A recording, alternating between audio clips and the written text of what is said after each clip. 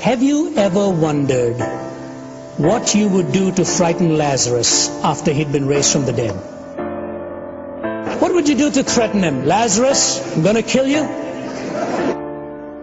Caligula said, I'm going to kill you. He says, ha ha ha. And he says, stop ha ha haing, I'm going to kill you as I'm killing all the Christians. He doubles over in uncontrollable laughter, comes up for air and says, Caligula, haven't you heard? Death is dead. Death is dead. How do you frighten somebody who's already been there and knows the one who's going to let him out?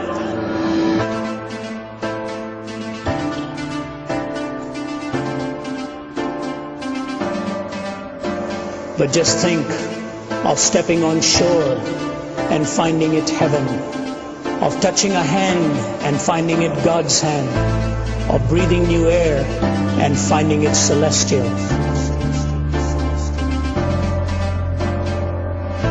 Of waking up in glory and finding it home.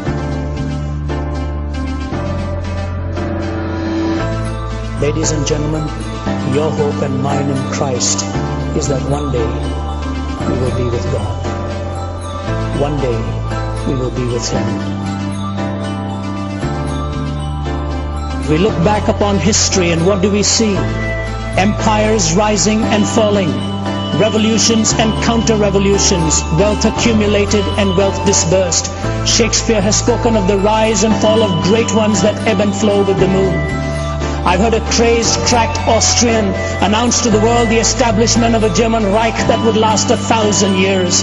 I've seen an Italian clown saying he was going to stop and restart the calendar with his own ascension to power.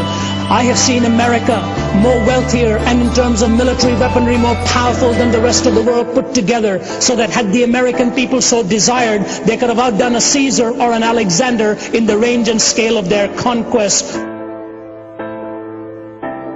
Hitler and Mussolini dead, remembered only in infamy. Stalin is a forbidden name in the regime he helped found and dominate for some 3 decades. America is haunted by fears of running out of the precious fluids that keeps her motorways roaring and the smog settling. All in one lifetime, all in one lifetime, all gone with the wind. Behind the debris of the fallings of our solemn supermen and imperial diplomatists lies the gigantic figure of one person, because of whom, by whom, in whom, and through whom mankind may still survive, the person of Jesus Christ.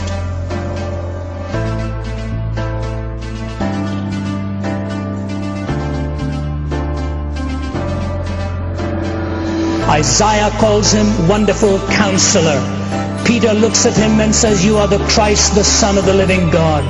The Apostle Paul, Saul at that time in Acts chapter 9 says, what shall you have me to do, Lord? Thomas raised his hand and touched his side and said, Thee, my Lord and my God, ho kuriosmu, ho theosmu, the Lord of me, the God of me. When Pilate looked at him and said, Art thou the Christ? He says, you have said it. When the priest looked at him and said, Are you the Son of God? He says, you're right in stating that I am the Son of God. And in John chapter 14 he says, in my Father's house are many mansions. If it were not so, I would have told you. I go to prepare a place for you, that where I am you may be also. Lord, where are you going?